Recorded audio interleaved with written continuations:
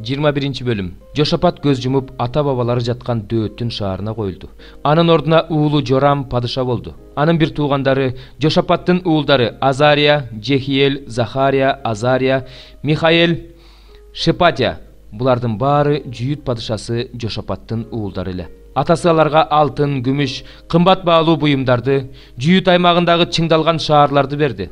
Падышачылыгын болсо Тун баласы болгондуктан Жорамга берди. Жорам такка отургандан кийин бийлигин бекемдеди да өзүнүн бардык бир туугандарын жана Исраилдин кээ бир төрөлөрүн кылычтап өлтүрдү. Жорам такка отурганда 32 жашта болчу. Ал Иерусалимде 8 жыл падышачылык кылды. Ал Исраил падышаларынын жолу менен жүрүп, Ахаптын тукуму кандай иш кылса, ошондой иш кылды.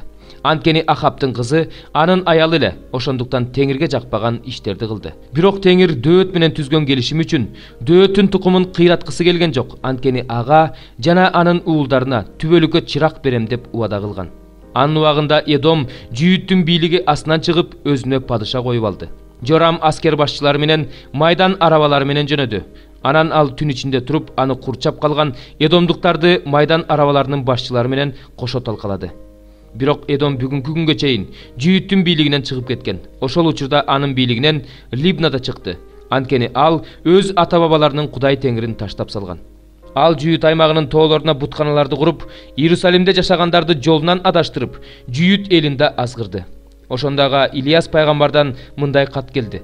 Сенин атаң Дөөттүн Кудай Теңири мындай дейт: Атаң Жошапаттын жолу менен жана Жүйүт падышасы Асанын жолу менен жүрбөгөнүң үчүн, тескерисинче, Исраил падышаларынын жолу менен кетип, Жүйүт аймагындагыларды жана Иерусалимде жашагандарды Ахаптын тукуму жолдон адаштыргандыгың үчүн, кала берсе атаңдын тукумун, сенден жакшы бир туугандарыңды өлтүргөнүң үчүн, Теңир сенин элиңди, балдарыңды, аялдарыңды жана бүт мал мүлкүңдү кырып жок кылат. Өзүңө болсо катуу ички оору жиберет. Күн өткөн сайын ошол оорудан ички мүчөлөрүң түшө баштайт. Теңир Жорамга каршы Периштиликтердин жана Эфиопияга жанаша жаткан аравиялыктардын рухун козгоду. Алар Жүйүт аймагына каршы чыгып, аны басып кирип, падышанын үйүндөгү бүт мүлктөрүн, аялдарын, балдарын чаап кетишти. Анын кенже уулу Ахазай гана калды. Ушундан кийин Теңир анын ички мүчөлөрүн айыкпас дартка кабылтты. Ал дарт күндөн күнгө күчөп, 2 жылдын аягында ал дарттан анын бүтүндөй ички мүчөлөрү түшүп калды. Ал абдан кыйналып жатып өлдү. Эл анын аталарына кылгандай жипар жыттуу зат күйгүзгөн жок. Ал падыша болгондо 32 жашта эле. Ал Иерусалимде 8 жыл падышачылык кылды. Бирок эл аны жоктоп, кошок кошкон жок. Ал да Дөөттүн шаарына коюлду. Бирок ал падышалар жаткан жайга коюлган жок. 9 бөлүм. 5 периште сурнай тартканда мен асмандан жерге түшкөн жылдызды көрдүм. Ал жылдызга түпсүз туңгуюктун ачкычы берилди. Ал түпсүз туңгуюкту ачканда чоң мештен түтүн чыккансып, андан түтүн чыкты. Түпсүз туңгуюктан чыккан түтүндөн улам аба карарып, күн көрүнбөй калды. Ошондо түтүндөн жер үстүнө чегиртке чыкты. Ага жер үстүндөгү чаяндыкындай бийлик берилди. Ал чегирткеге мындай деп айтылды: жер үстүндөгү чөпкө, эч бир өсүмдүккө, эч бир даракка зыян келтирбе. Чекесинде Кудайдын мөөрү жок адамдарга гана зыян келтир. Ага аларды өлтүрүүгө эмес, 5 ай кыйноого гана уруксат берилди. Чаян чакканда адам кандай кыйналса, анын кыйноосу да ошондой эле. Ошол күндөрдө адамдар өлүмдү издешет, бирок таба алышпайт. Алар өлүмдү каалашат, бирок өлүм алардан качып кетет. Чегирткенин сырткы көрүнүшү согушка даярдалган аттардай эле. Анын баштарында алтын таажларга окшогон нерселер бар эле. Анын беттери болсо адам баласынын бетиндей эле. Чачтары аялдын чачындай, тиштери арстандын тишиндей эле. Анын кийгени темир соотко окшогон сооттор эле. Ал эми канаттарынын шуулдоосу согушка бара жаткан көп атка чегилген арабалардын калдыраганына окшош эле. Анын чаяндыкындай куйруктарында болсо уусу бар эле. Ага адамдарды 5 ай кыйноого бийлик берилди. Анын падышасы туңгуюктун периштеси эле. Ал периштенин аты еврейче Абадон, ал эми грекче Аполлион экен. Биринчи кайгы өтүп кетти. Мына анын артынан дагы 2 кайгы келе жатат. 6 периште сурнай тартканда мен Кудайдын алдында турган алтындан жасалган курмандык чалынуучу жайдын 4 мүйүзүнөн чыккан бир үндү уктум. Ал үн сурнай кармап турган 6 периштеге улуу Эфрат дарыясынын боюнда байланып турган 4 периштени бошот деди. Ушул жылга, ушул айга, ушул күнгө жана ушул саатка даярдалган 4 периште адамдардын 3төн 1 бөлүгүн өлтүрүү үчүн бошотулду. Атчан аскерлердин саны 200 миллион экенин уктум. Ошентип мен көрүнүштө аттарды жана аларга мингендерди көрдүм. Атчандардын оттой кызыл, кара көк жана күкүрттөй сары сооттору бар эле. Аттардын баштары арстандын башындай эле. Алардын ооздорунан от, түтүн жана күкүрт чыгып турду. Алардын ооздорунан чыккан бул 3 жазадан оттон, түтүндөн жана күкүрттөн адамдардын 3төн 1 бөлүгү кырылды. Анткени бул аттардын күчү ооздорунда жана куйруктарында эле. Алардын куйруктары жылаандарга окшош эле. Жылаандардын баштары бар болчу, ошолор менен зыян келтиришчү.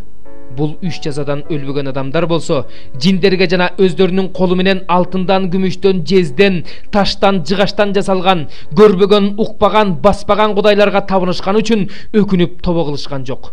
Алар өздөрүнүн киши өлтүрүшкөн үчүн да, сыйкырчылык кылышкан үчүн да, ойноштук кылып нике бузушкан үчүн да, уурулук кылышкан үчүн да өкүнүп тобо кылышкан жок. 5-бөлүм. Кайрадан башымды көтөрүп учуп келе жаткан түрмөк китепти көрдүм. Ошондо ал менден "Сен эмнени көрүп турасың?" деп сурады. Мен ага учуп келе жаткан түрмөк китепти көрүп турам. Анын узундугу 20 чыканак, туурасы 10 чыканак экен дедим. Ал мага мындай деди: "Бул бүт жер бетине түшкөн каргыш, анткени анын бир жак бетинде жазылгандай, ким уурлук кылса, ал жок кылынат. Анын экинчи бетинде жазылгандай, ким калп карганса, ал жок кылынат." Мен аны каптаттым дейт Себайот Теңир. Ал уурунун үйүнө жана менин ысымым менен калп каргангандын үйүнө кирип, анын үйүндө болуп, анын өзүн да, дарактарын да, таштарын да жок кылат. Анан мени менен сүйлөшкөн периште чыгып, мага мындай деди: "Башыңды дагы көтөрүп кара. Эмне чыгып келе жатат?" Мен "Бул эмне?" деп сураганда ал: "Бул чыгып келе жаткан Эйфа. Бул алардын бүт жер жүзүндөгү бейнеси" деп жооп берди. Ошондо бир тегерек коргоошун өйдө көтөрүлдү. Ал жерде Эйфанын ичинде бир аял отуруптур. Анан ал: "Бул аял мыйзамсыздыктын өзү" деди да, аны Эйфанын ичине түрттү. Ал эми Эйфанын оозуна тегерек коргоошунду ыргытты. Анан мен башымды көтөрүп карасам, 2 аял чыгып келе жатыптыр. Алардын канаттарында шамал бар экен. Алардын канаттары илегилектин канаттарына окшош экен. Алар Эйфаны жер менен асмандын ортосунда көтөрүп жөнөштү. Анан мени менен сүйлөшкөн периштеден: "Алар бул Эйфаны кайда көтөрүп бара жатышат?" деп сурадым. Ошондо ал мага аялга шынар жеринде үй куруп бериш үчүн көтөрүп бара жатышат. Үй даяр болгондо ал ошол жерге өзүнүн ордуна коюлат деп жооп берди. 8-бөлүм. Иса болсо Зайтун тоосуна кетти. Эртең менен кайра ибадатканага келди. Бүт эл анын жанына чогулду. Иса отуруп алып аларды окутту. Ошол учурда мыйзам окутуучулар менен фарисейлер ойноштук кылып кармалган бир аялды Исага алып келип ортого тургузушту да мындай дешти: "Устат, бул аял ойноштук кылып жаткан жеринен кармалды. Тооратта Муса бизге мындайларды таш бараңга алууну осуят кылган. Ал эми сен эмне дейсиң?" Исаны айыптоого шылтоо табыш үчүн муну алар сынап сурашты. Бирок Иса аларга көңүл бөлбөстөн эңкейип, жерге сөөмөй менен бир нерсени жаза баштады.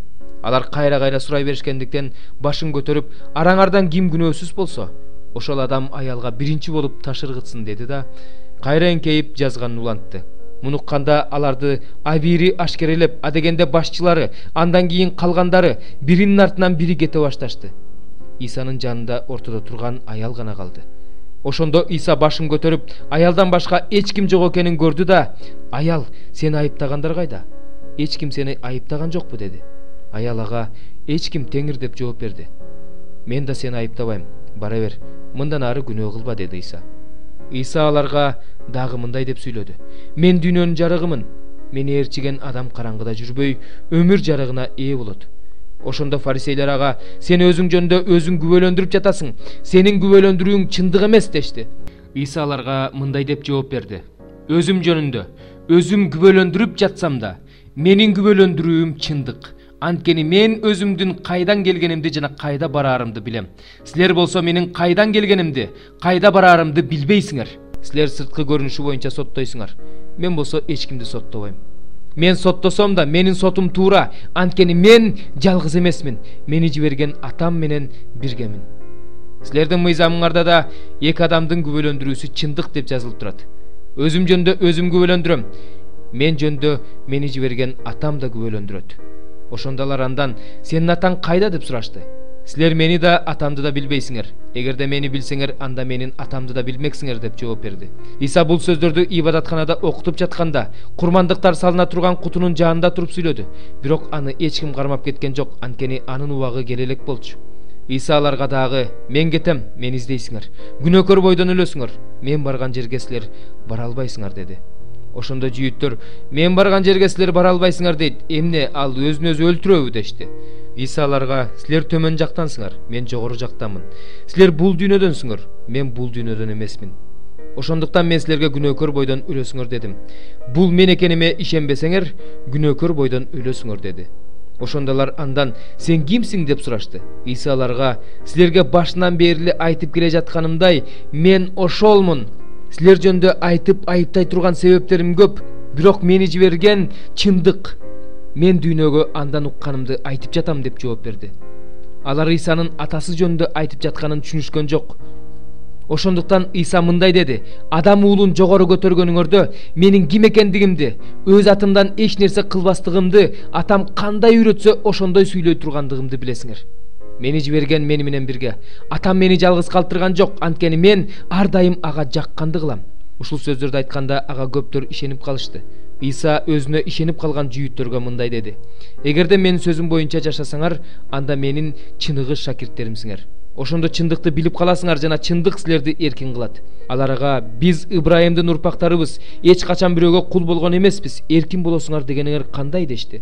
Иса аларга мындай деп жооп берди: "Чындыкты, силерге чындыкты айтып коеюн. Күнөө кылган адам күнөөнүн кулу. Бирок кул үйдө түбөлүккө калбайт, уул калат. Эгерде силерди уул эркин кылса, анда чындап эркин болосуңар. Ибрайымдын урпактары экениңерди билем. Ошондой болсо да мени өлтүргүңөр келет, анткени менин сөзүмө жүрөгүңөрдө орун жок. Атамдан эмнени көрсөм, мен ошону айтып жатам. Силер болсо атаңардан эмнени көрсөңөр, ошону кылып жатасыңар." Ошондо аларга: "Биздин атабыз Ибрайым" деп жооп беришти.